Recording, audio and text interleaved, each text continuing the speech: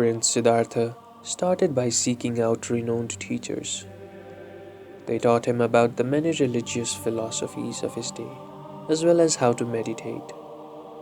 After he had learned all they had to teach, his doubts and questions still remained. He and 5 disciples left to find enlightenment by themselves.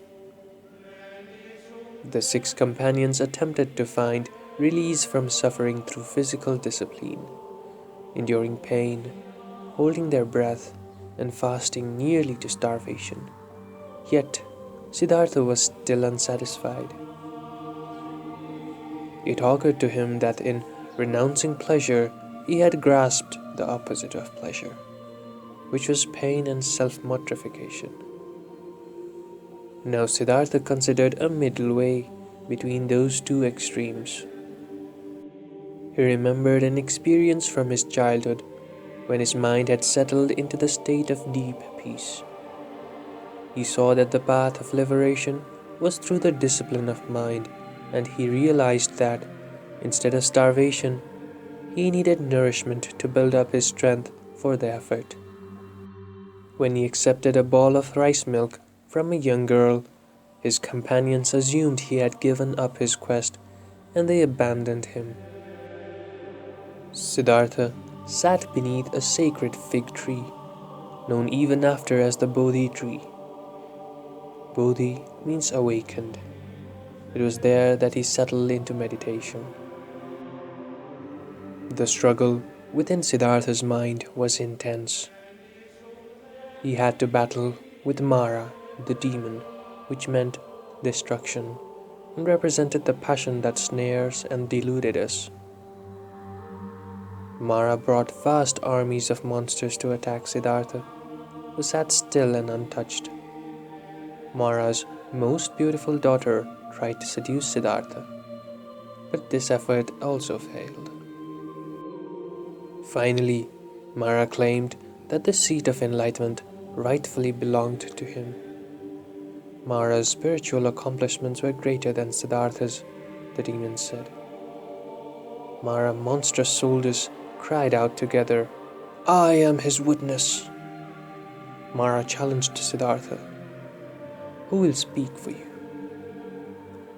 Then Siddhartha reached out his right hand to touch the earth, and the earth itself roared, "I bear you witness."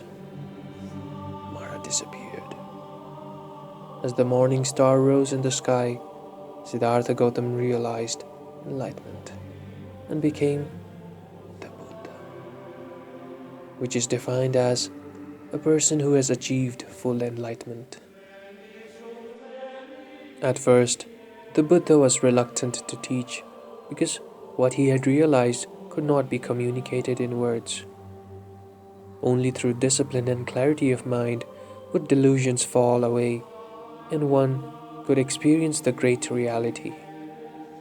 Listeners without that direct experience would be stuck in conceptualization and would surely misunderstand everything he said. Still, compassion persuaded him to make the attempt to transmit what he had realized. After his enlightenment, he went to a deer park where he found the 5 companions who had abandoned him and preached his first sermon to them. Instead of teaching doctrines about enlightenment, the Buddha chose to prescribe a path of practice through which people can realize enlightenment for themselves. The Buddha devoted himself to teaching and attracted hundreds of followers. Eventually, he became reconciled with his father, King Suddhodhan. His wife, the devoted Yasodhara, became a nun and disciple. Rahul, his son, became a Navik monk at the age of 7 and spent the rest of his life with his father. The Buddha traveled tirelessly through all areas of northern India and Nepal. He taught a diverse group of followers, all of whom were seeking the truth he had to offer. At the age of 80, the Buddha entered parinirvana, leaving his physical body behind. In his passing, He abandoned the endless cycle of death and rebirth. Before his last breath, he spoke final words to his followers. Behold, O monk, this is his last advice to you. All compounded things in the world are changeable. They are not lasting. Work hard to gain your own salvation.